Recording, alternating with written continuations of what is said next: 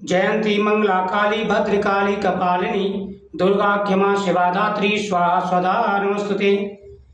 स्वागत है आप सभी का मेरे Hariom Sharma money tips channel पर। आज मैं आपको गुप्त नवरात्रों के बारे में जानकारी दूंगा। गुप्त नवरात्रों की जो पूजा का शुभ मुहूर्त है वो कब का रहने वाला है, किस प्रकार से पूजा करनी है और किस प्रकार से प्रतिदिन के उपाय करें जिससे आपके घर में सुख और शांति रहे।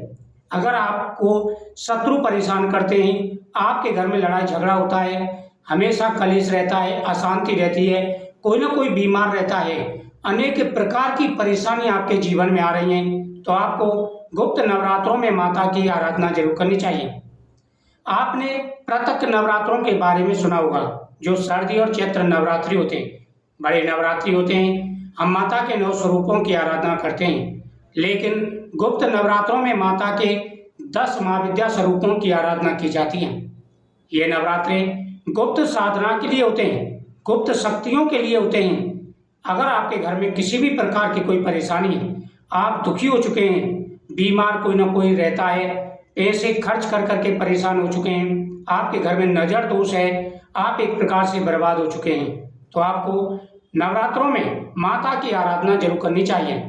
अगर आपके घर में कोई व्यक्ति गलत व्यसनों में है, गलत आदतों में है, तो माता की पूजा करते हुए माता से प्रार्थना करें, उसकी गलत आदत छूट जाएगी। इस कथा के माध्यम से भी आपको पता चलेगा, मैं कथा आपको बताऊंगा एक छोटी सी, उससे पता चलेगा किस प्रकार से गलत आदतें छूट जाती हैं। दूसरा, अगर घर में कोई बीमार रहता है, किसी का लड़ाई झगड़ा चलता है, मतलब कोई भी परेशानी है, तो आपको माता की गुप्त नवरात्रों में आराधना अवश्य करनी चाहिए। यह गुप्त नवरात्रि 26 जून से लेकर के 4 जुलाई तक चलने वाले हैं। पूरे 9 दिन के नवरात्रि हैं। माता के 10 महाविद्या स्वरूपों की आराधना की जाती है। मैं आपको माता के 10 महाविद्या स्वरूपों के नाम बता देता हूँ। आषाढ़ गुप्त नवरात्रि का पर्व तंत्र मंत्र और शक्ति साधना के लिए बेहद ही फलदायी है। कलश स्थापना का जो शुभ मुहूर्त है, जो सुबह कलश स्थापना करेंगे, माता की पूजा करेंगे, तो उसका जो शुभ मुहूर्त है पहला, वह 5:28 से लेकर के सुबह 7:10 तक रहेगा। यह पहला पूजा का शुभ मुहूर्त है। दूसरा अभिजित मुहूर्त है, सुबह 11:58 से दोपहर 12:54 तक। इस बीच में आप माता की पूजा करें, कलश की स्थापना करें। अच्छा, 10 महाविद्या स्वरूपों की आप ध्यान रखें, नाम लिख करके रख लें, जैसे कि माँ काली, तारा देवी, त्रिपुर सुंदरी, भुवनेश्वरी, छिन्नमस्ता, त्रिपुर भैरवी, धूमावती, बगलामुखी माता, मातंगी और कमला देवी।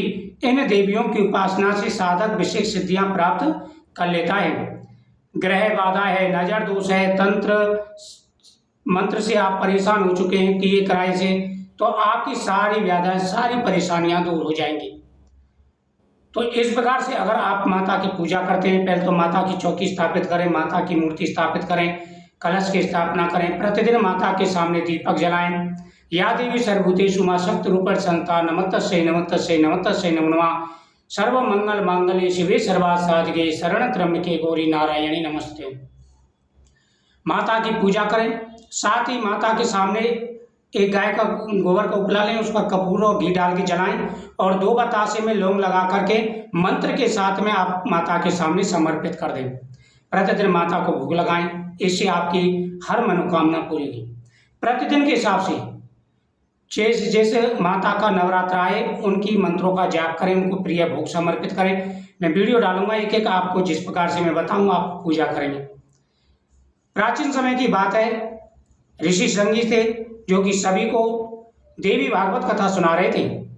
तभी भीड़ में से एक महिला आई, वृद्ध महिला थी, ऋषि के सामने हाथ जोड़ करके कहने लगी कि ऋषिवर, मैं बड़ी परेशान और दुखी हूँ।